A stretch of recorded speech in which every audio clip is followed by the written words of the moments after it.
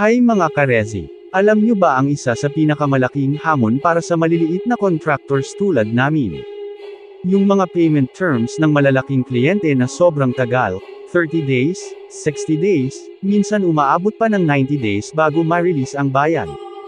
O kaya naman, yung hinihingi nating 50% down payment para maumpisahan ang project, pero ang approved, 30% lang. Nakaka-relate ba kayo? Tara, pag-usapan natin kung paano ito naaapektuhan ng maliliit na contractors. Ganito ang madalas na nangyayari. Tapos na ang isang milestone ng proyekto, pero ang bayad matagal bago ma-release, yung 30 hanggang 60 days. Para sa amin, parang 300 days na, lalo na kung kailangan mong magbayad sa workers, bumili ng materyales, at magpatuloy ng operations. At sa maliliit na contractors tulad namin, malaking impact ang delayed payments. Hindi kami makakash flow ng maayos. Naiipit ang operations, kasi kailangan mag-advance ng pondo para tuloy-tuloy ang trabaho. At minsan, napipilitang mangutang, may interest pa, para lang matugunan ang expenses. Kami bang small contractors ang kailangang laging mag-adjust? Paano naman yung responsibilidad ng mga kliyente sa tamang oras ng bayad? Bilang mga partner sa project, dapat pantay-pantay tayo, parehong may effort, parehong may malasakit. Alam din naman namin ang side ng mga kliyente. Minsan, may proseso talaga sa malaking kumpanya, kailangan dumaan sa approvals, accounting, at legal bago ma-release ang bayad. At oo, ang progress billing ay nakakatulong para ma-manage ang budget ng project. Pero ang tanong, paano natin pwedeng gawing win-win situation ito para hindi mahirapan ang small contractors tulad namin?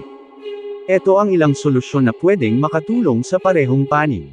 1. Negotiate better terms. Kung hindi kaya ang 50% down payment, sana magbigay naman ng 40% para makatulong sa initial expenses. At kung may progress bilang, sana malinaw ang milestones at mabilis ang approval process ng bawat bilang. To set shorter payment release cycles. Sa halip na 60 days, bakit hindi gawing 15 to 20 days?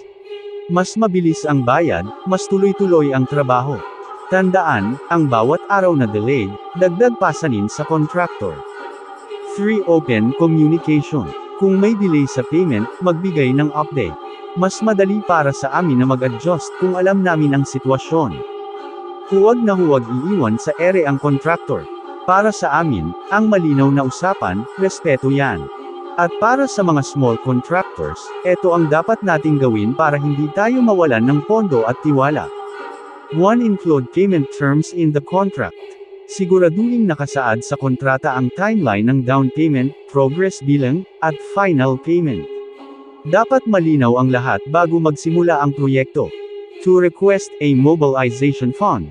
Kung maliit ang down payment, pwedeng mag-request ng mobilization fund para sa mga first few weeks ng project. Paliwanag na ito ay para masiguradong tuloy-tuloy ang trabaho. 3. Track your costs and milestones. I-document lahat ng gastos at progress ng trabaho. Mag-submit agad ng bilang para hindi ma-delay ang approvals. At syempre, follow up ng maayos pero consistent. Ang mga small contractors, hindi lang nagbibigay ng serbisyo. Kami ang gumagawa ng mga pangarap nyo sa realidad. Kaya naman, ang tamang bayad sa tamang oras ay isang simpleng paraan para magpasalamat sa effort ng bawat manggagawa. Sa mga kliyente dyan, sana maalala nyo. Ang small contractors ay hindi second-class partners. Ang bawat project ay teamwork, at ang respeto at tamang bayad, malaking tulong para maituloy namin ang kalidad ng trabaho. At sa mga contractors, maging matapang at maging maayos sa pag-handle ng negotiations. Tandaan, hindi lang tayo gumagawa ng proyekto, binubuo rin natin ang tiwala ng industriya. Follow for more tips, huwag kalimutang i-share at i-like.